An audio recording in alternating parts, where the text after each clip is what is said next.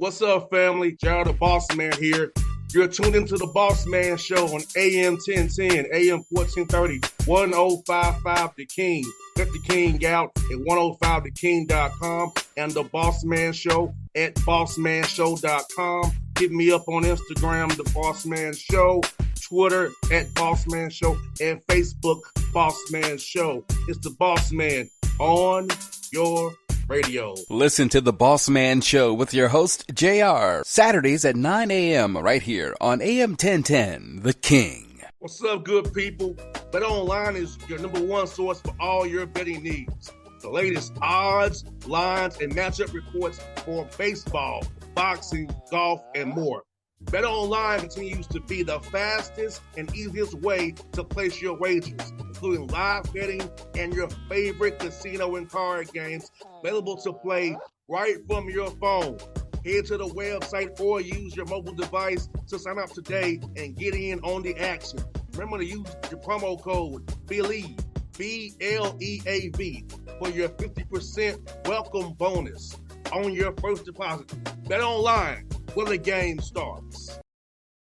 BS3 Network, changing the way you watch TV. Yes, BS3 Network, changing the way you watch TV, covering content and hot topics from A to Z, sports, music, society and culture, movie reviews, you name it, we have it. Check it out on bs3network.com or check us out on Roku, BS3 TV on Roku, as well as check out your favorite podcast on all podcast platforms or Spreaker.com/BS3 Network. You are now tuned to BS3 Network.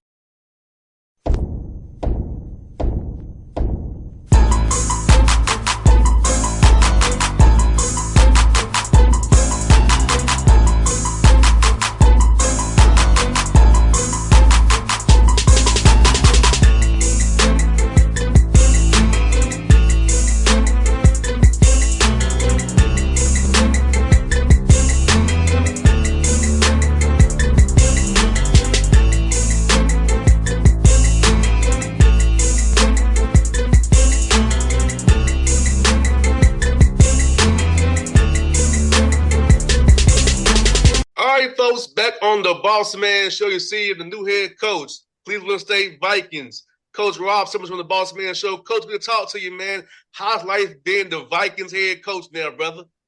Oh, man, I was drinking out of a fire hose for about 2-3 weeks there, but it's died down a little bit, but it's been good, man. I've been very blessed, man. It's been a whirlwind of I think a month now, man. So it's been but it's awesome. It's awesome. It's great to be back.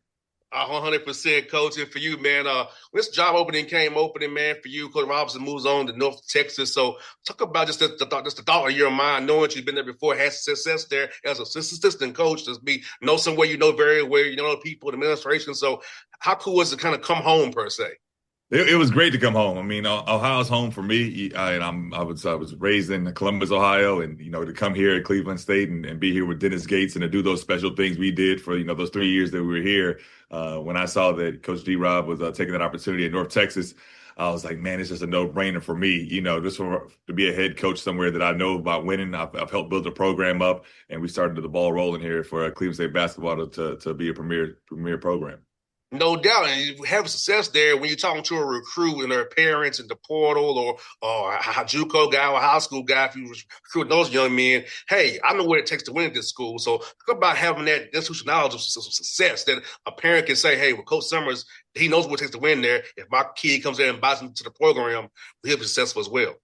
Yeah, I mean, I think a lot of times when coaches recruit players, it's a lot of just words. So they talk about things like we're gonna build this thing up and we're gonna win championships and we're gonna do this, and this is a program they're just brand new to. So for me to come back to somewhere that we have won championships at, that we did have a 3.4 GPA, that we did put all conference guys in, that we did have defensive players of the year. Those are things that I'm not just going around saying words. Those are things I've been a part of, and I've been a part of here at Cleveland State. Man, let me ask you this question, man. I know you've been a head coach previously at D2 level, so how's it cool to be back in the big chair again, man? And talk about experience as a head coach at D2 to help you now as things have changed now, sitting in this D1 chair as a head coach. It's good to be back in that head coaching chair, but I talk with Coach Gates probably every day. To be honest, I took in the job, and I was like, man, Coach just got a lot on my plate today. And sorry, getting back to you, he said, yeah, see, one of those problems that you kept on talking about getting back to going back to that head coaching chair. He's like, these are the problems that you're gonna have, but they're good problems. To be able to run your own program, be a CEO of a program, and to lead. I put together a great staff, so. I think that's one thing that I really knocked the ball out of the park with this time around is I put together just an all-star staff. I got guys that have head coaching experience, guys that have been head junior college coaches, guys that have been associate head coaches of Division I programs and rebuilt even with D1 programs and went to the NCAA tournament. I got former D1 head coaches on, D1 head coach on my staff, high major assistant on my staff. So to have those different things, player development guys that are just awesome at what they do, it makes my job a lot easier. And I think I learned that from my time as D2 head coach is you can't really, micromanage. And I think I didn't do a great job of that. I wanted to put my hands all over everything because just being a head coach for the first time, I was like, man, I get to just run everything. And I get to run the offense and the defense and substitution patterns and player development. And I get to book the hotels and I get to decide when the bus leaves. It was all those things that, when I was, 28, 29 years old that I was just excited about. And I didn't do a great job of just, having my staff and telling my staff, hey, this is what you guys are good at. I trust you. Go do it. So this time around, I've really, really focused on that. And so far it's been phenomenal for me. I know what you mean. Trust me. My dad was a former coach, so I know how my dad was. He had to with that. He talked to me about the same thing, not having to let go of some of his babies per se, and let others take control of the helm and not be so hands on. So my dad talked about that all the time with his coaching experience as well. So what you're saying sounds so familiar to me. Yeah, it's very true. No doubt. And man, this coach, man, for you, man, building this program out with these prime players now, this seems like you're kind of even in a JUCO world now, having to change teams every year where you don't know you're going to have it. So kind of having a one-year team per se, not being able to really build a program where you want to, with so many guys will be able to move whenever they want to now. Yeah, I mean that's the beauty, the beauty and some of the frustration behind the portal. You're able to, a guy like myself who comes in and puts together a brand new team is able to do so and do so at a high level. I think we put together a really, really high level program team here at Cleveland State in this past month. And I think before, without the portal, you wouldn't have been able to do that. You'd have to go out and get some high school kids, and you probably have been a little younger. Just took some junior college guys, but with the portal and how we have it now, you're able to go out and get some Division I transfers. Get some junior college kids, supplement a little, get maybe one or two high school kids. But, it's the nature of the beast now is you get old, stay old. Get old, stay old, and you win games. You look at a team like Auburn last year, being the SEC, their average age was higher than OKC's roster. So starting lineup, they were older programs. So you want to be older. Can you get frustrated? Yeah, I think there's certain coaches, when you're stuck in the old ways, you're not able to adapt. You can get a little bit frustrated. But I think that it's like Blockbuster. You don't see too many Blockbusters around. If you're stuck with a Blockbuster card in your hand, man, you ain't download Netflix. You're in a bad situation. Card in my old wallet, brother. I think I have my card in my old wallet. I never used it in years, but I still got the old card I used to have, man. It's funny right there. It really is. It brings back memories, man. And this summer, having a whole new team, coach. So, and when you get your guys on campus for the summer, is it going to be more just player development? Or are you going to try to put some stuff in early so it's not so much you have to cram in come fall semester? The way we have a player development plan. So I think a lot of coaches, they'll tell you how they're going to get you. They say they're going to get you better. Say, you come to Cleveland State, we're going to get you better, and they don't really show you. So one good thing though that we've done well at Missouri, and we're going to do here at Cleveland State as well, is we have a player development plan. So we'll spend the first 2-3 weeks of our summer just really about the individualized skill development of them. And then we have that mapped out, with our drill bank, and we'll be able to document that well. And then we'll work over to the second part of our summer, and our second part of our summer will be more of our team-based stuff. So then we'll start talking about how we're going to play offensively, how we're going to play defensively. Still working on this individualized skills, but that second part of the summer is just going to be a lot more focused on how we're going to play, because we're going to play different offensively than anybody in the league, has played. So, and then differently than a lot of these guys have played as well. So I really want to get them focused in on how we're going to play as a program on that side of the basketball, so that when we get to the fall time, it kind of just it becomes seamless to transition over to that. Coach, for you, how has the Horizon League changed since you last in the Horizon League? As you probably try to look at some film and see what you got to kind of up against, how's it kind of changed in your mind from afar to coming back into it? You got some new head coaches. You got Coach Faulkner. You got Youngstown when Jared Calhoun left to go to Utah State, but he's assistant for him. Obviously Clinton down at Wright State. When Coach Nagy left out, he got promoted from within. So you have some new coaches. Coach Monty that's up in Detroit. So again, there's some. Campy's always going to be, at Oakland. I don't think Campy's going anywhere. You got Andy over there, Rob Morris. So, he did a great job last year. And I think that, this league has great coaches in it, top to bottom. I don't know how much it's changed as far as, it's always been a tough, gritty league, a league that's, defensive, a lot more defensive minded than most. They don't get up and run as up and down as other leagues do. But again, a tough league, a league that gets a lot of high major bounce backs, D1 transfers. It's an older league. I think that's what people don't understand is like there's a lot of teams in our league that got fifth year, starting 3, 4, 5th-year guys. So I think that the way our coaches in our league operate is they all want to get old, stay old. So you have to be able to compete against that. But the league, again, from top to bottom, it's always been a tough league. It's been a league that, I've always respected, being from Ohio and knowing the teams that are within here. So to be coming back to it, I definitely have a work cut out for me. No doubt. And then Coach Evanskis, man, there are a lot of guys going to call you to schedule games right now. They don't know about you. So it's guys trying to get you on the schedule right now, brother. Hey, it's a new head coach, man. I'm not young, but it's funny because everyone's like, oh, let's make this game, let's get this game done. It makes sense, and I'm like, no, it makes sense for you. It don't make sense for me. I gotta trust me. It's my first rodeo. I've been dealing with scheduling. I've been listening to everyone like, yeah, let's play. So I try to see try to see what our schedule's going to pan out with.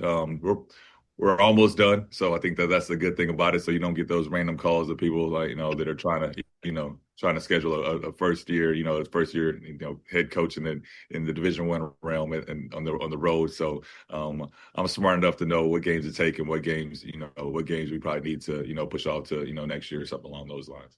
No doubt, but I figured that you'll be hitting up like crazy. So your first year coach, I know how you dudes operate, man. And let me ask you, Coach, for you, what point in your playing career did you think that you'll get into coaching, man? I know you was a player, so at what point do you think you'll take this path to coaching and point into young men?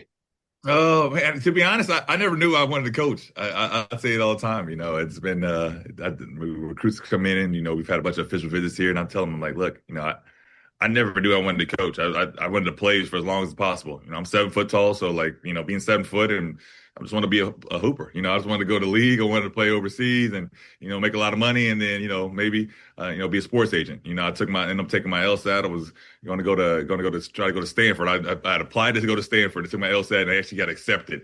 And I ended up going back to West Virginia and GA, down there with Coach Huggins. And when I was with him for that year, he was like, man, the guys really gravitate towards you, man. I was like, I'm just talking to them like I wanted to be talked to. When they're doing something, they're not doing something right. I just wanted somebody to come down and talk to me about it and, not really scream and yell at me, but explain to me what I was doing wrong and why I need to be doing something different.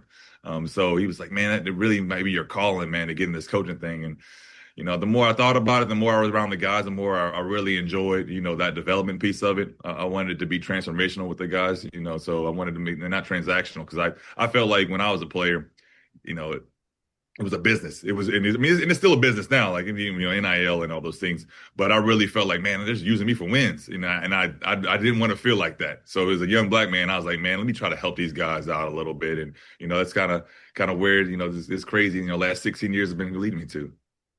Happy for your success, man. I remember you was on Coach Gates' staff the first time around. I was happy at the job, man. So when I come to Cleveland again, we gotta get together, man, and link up. I'm gonna get your number offline as well, brother. But I'm happy for you as a young brother getting the job, and he did this D1 Waters, man. I'll be cheering for you, my guy. Hey man, I appreciate it, man. I remember when you hit me up and asked me to do the interview, man. I remember when you did one with Coach Gates, man. So I remember that was a high level talk, man. So I said, oh yeah, for sure. I definitely got to hop on my man, boss man. I got to get on there with you. No doubt, I hear you, brother. I try to do a good job for you guys. I'm trying to make sure y'all got to look good, man. That's my role there. Hey, please do maybe Photoshop me some hair on top of my head in post production or something, man. I got this baldy over here. It might give me a hair unit or something. They'll be right. All right, but I got you, man. BS3 Network, changing the way you watch TV. Yes, BS3 Network, changing the way you watch TV, covering content and hot topics from A to Z. Sports, music, society and culture, movie reviews. You name it, we have it. Check it out on bs3network.com or check us out on Roku, BS3 TV on Roku, as well as check out your favorite podcast on all podcast platforms or Spreaker.com/BS3 Network. You are now tuned to BS3 Network. What's up, good people? BetOnline is your number one source for all your betting needs. The latest odds, lines, and matchup reports for baseball, boxing, golf, and more. BetOnline continues to be the fastest and easiest way to place your wagers, including live betting and your favorite casino and card games available to play right from your phone. Head to the website or use your mobile device to sign up today and get in on the action. Remember to use your promo code BELIEVE, BLEAV, for your 50% welcome bonus on your first deposit. Bet online where the game starts. What's up, family? Jared the Bossman here. You're tuned into the Bossman Show on AM 1010, AM 1430, 1055 The King. Check The King out at 105theking.com and the Bossman Show at bossmanshow.com. Hit me up on Instagram, The Bossman Show, Twitter at Bossman Show, and Facebook, Bossman Show. It's the Bossman on your radio. Listen to The Bossman Show with your host, JR, Saturdays at 9 a.m. right here on AM 1010, The King.